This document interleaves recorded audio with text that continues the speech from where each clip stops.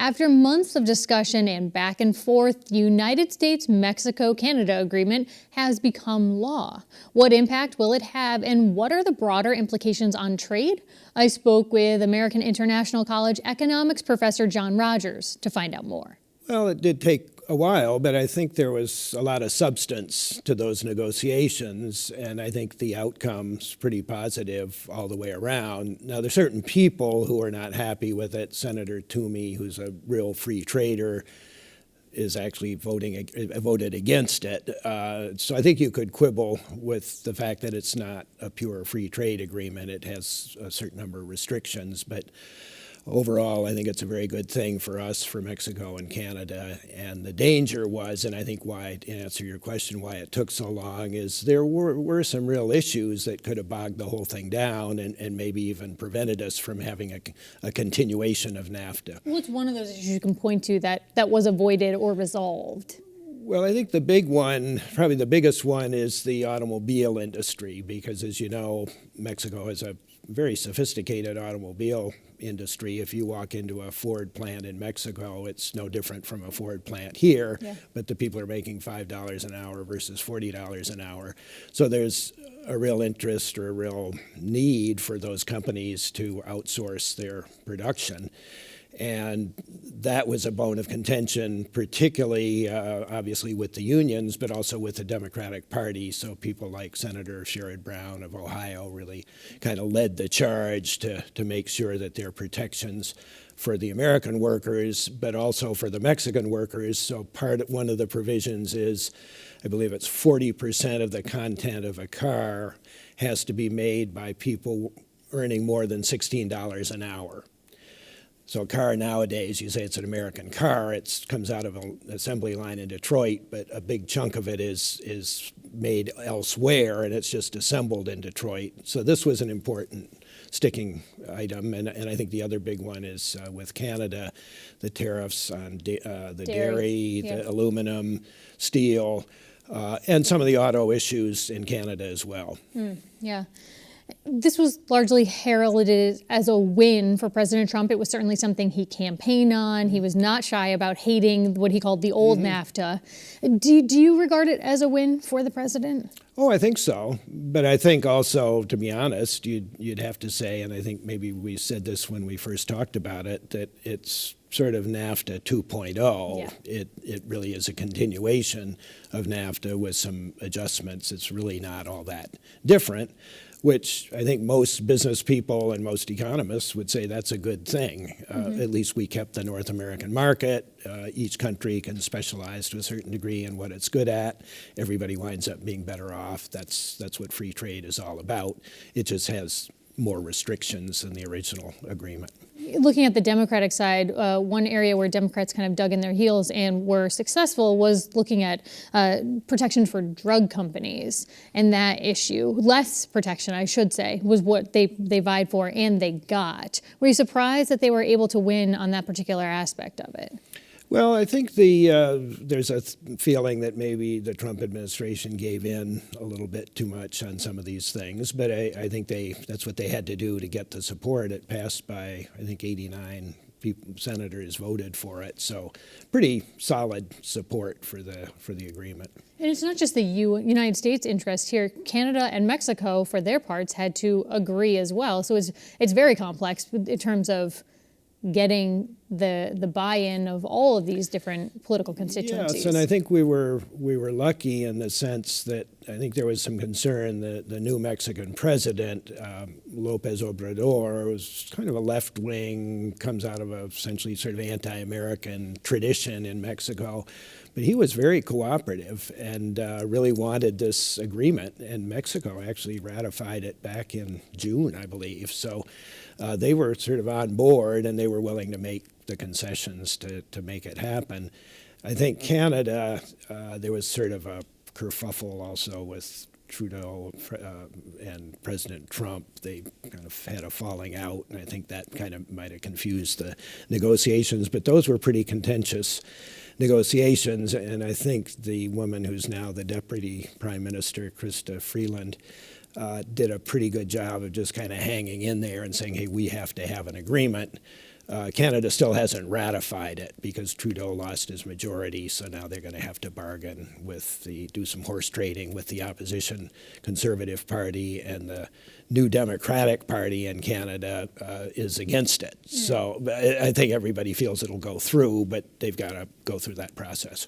In terms of impact, when you look at impact on the industries, whether it's the manufacturing, the drug sector, the dairy sector, is there one of those that you can point to that you feel like this will have the most significant impact on, either positive or negative? Well, I think it's very important for the automobile industry because we do have a North American market, and that's a long-standing. It started with Canada, and then it moved in the 70s, and then it moved to Mexico. So it's great to preserve that, even though there are some restrictions. That's important. I think agriculture, people don't realize that we do a lot of export to Mexico, and we import things like avocados and tropical fruit. So I think it's a very beneficial. It's a natural synergy between what we make and can export to them and what they make and can export to us. And I think when NAFTA first went in, people talked about the dislocation to some of the American businesses, particularly manufacturing, that moved down to Mexico. But there's a lot of dislocation to the Mexican agriculture. A lot of the agriculture just wasn't competitive. And Mexico is a huge, obviously, consumer of corn and beans and things like that. So those all come from the United States, or a big portion of them. So it's been good for the Mexican consumer, not so good maybe for the Mexican farmer, but it's great for the American farmer because those are big export markets. And I think a lot of people in the agricultural sector, you hear a lot about the soybeans going to China, but I think it was equally important, pork and many agricultural corn and agricultural products going to Mexico. You touched on Mexican consumers. What do you think the impact for U.S. consumers is? Well, free trade that's basic economics. It's a good thing. You get more variety at lower prices, but the benefits are widespread. The damages are focused on a particular company or a particular town or a particular factory. So I think people like Steve Bannon have said, why was Trump elected? Everybody was so surprised. It's because he carried the Midwest. Why did he carry the Midwest? Because he went to places like Indiana where they were closing the Carrier plant. The air conditioners are going to be made in Mexico, not in Indianapolis. The blue-collar voter who would normally vote Democratic went for Trump, yeah. And that's why he won the election. So you got to give the politics its due. I mean, it's our system, and people vote their self-interest. But I think the good news is that the overall benefits outweigh the costs, and we've got an agreement that'll work. Let's take a look at some other areas of interest that you and I we've touched on the program before. Brexit, the impact, the realities of sort of Brexit now in trade in the post-Brexit world that we're in now. I think the irony of Brexit is that the British wanted out of the political part of the European Union, but they don't really want out of the free trade agreement. So they've got between now and December 31st to figure out how they can somehow or other stay in the free trade agreement, even though they're out of the social policies and the political aspects of the European Union.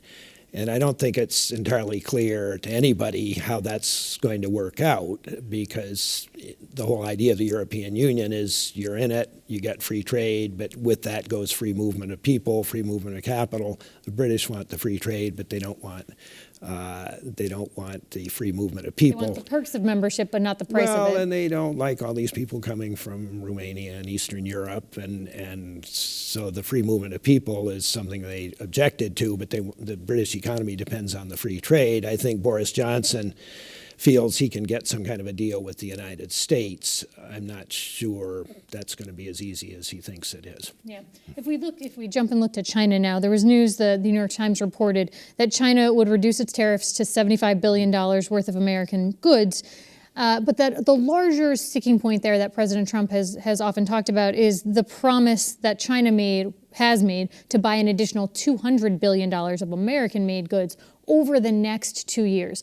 What are you going to be watching for in this particular trade situation? Well, I think they'll watch to see they actually do it, and obviously things are now kind of in a mess because of this virus. Coronavirus. China's pretty well cut off from the rest of the global economy, but assuming that gets sorted out, for example, China's a huge consumer of pork, and they have a problem because of they have a virus or a disease for their pork, so they need to import pork from us. Soybeans, obviously. So there's a natural market and a natural interchange between our agriculture and their needs, just as we need their manufactured products. So I think that'll work out fine. I think the tricky part of it is the phase two, which is going to address the basic nature of the Chinese economy, which is it's a capitalist system within or grafted onto a communist authoritarian system, and the government still controls chunks of the economy. They have state-owned companies, they control the banks, and that's one of the ideas that we're never really going to have a level playing field as long as that's the case, but that goes right to the heart of the Chinese system. So that's going to be a tough negotiation, but I don't think that'll happen until after the elections, so we'll stay tuned.